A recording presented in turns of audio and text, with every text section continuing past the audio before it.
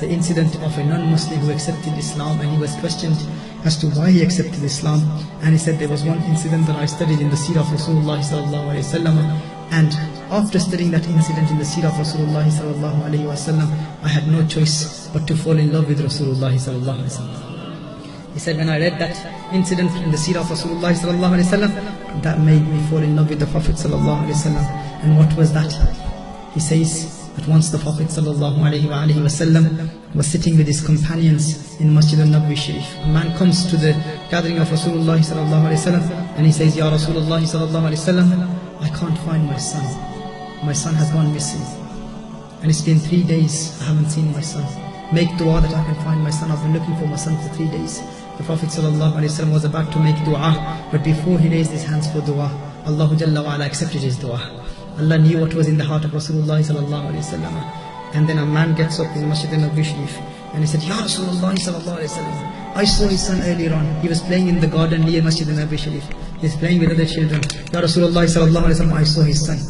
Now this man, when he heard that his son is playing in a garden, he got up and he ran towards his son to search for his son, to find him. The Prophet ﷺ said, can you call him back? Call him back, call that Sahabi back. The companions went and they called him back. And Rasulullah ﷺ said, why did you get up and why did you run? He said that, Ya Rasulullah ﷺ, you can understand my situation. For 3 days I haven't seen my son, and his mother hasn't eaten anything. She cannot sleep, she cannot eat. And with immense happiness, when I heard that my son is playing in the garden, I got up and I wanted to see him. Rasulullah ﷺ said, I understand the state of your heart. I understand your situation. I know that you're missing your son. But I called you back for a reason. There is a reason why I called you back. The Prophet ﷺ said, there's one thing I want to tell you. And that is, when you will go and when you will see your son, do not call him your son. Do not say, oh my son. Do not address him by saying, my son, oh my son, oh my son. Do not say that. Call him by his name. He said, Ya Rasulullah sallallahu alaihi wasallam, what is the wisdom behind that? Why do you want me to call him by his name? Rasulullah sallallahu alaihi wasallam said, I can understand your situation. You have not seen him for 3 days. When you will go and see him, the moment you will see him, you will have a lot of love for him. And with immense love, the sweet words when you will utter, Ya Bunayya, oh beloved son of mine, when you will call upon him with so much love, when you will say, oh beloved son of mine, out of so much mahabba, I fear, what if there are some orphans playing with him?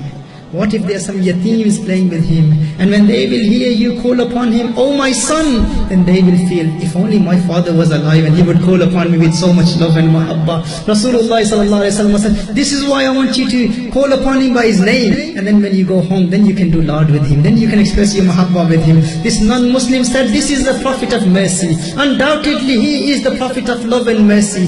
If he can feel so much about the children, and if he cares about them, then undoubtedly he is nothing but a mercy from Allah Jalla wa Ala. The non-Muslim said, when I heard this, that is why I accepted Islam. This is why I accepted Islam. This is the life of Rasulullah sallallahu alaihi wasallam. This is the beauty of our beloved of Allah sallallahu alaihi wasallam. This is the mizaj of Islam. If someone's wife has passed away, do not express your love towards your wife in their presence. That's what Islam teaches us. If someone doesn't have children, do not kiss your children in front of that person. This is what the teaching of Rasulullah sallallahu alaihi wasallam is. If someone is a poor man, if someone has nothing to cook at home, then do not cook in his presence. Do not show him what you are eating. If you have a better car than someone else, then do not park your car outside his house. This is what Islam teaches us. This is the teaching of Islam. Do not show your properties and your wealth and your name and your fame to those who are deprived of it.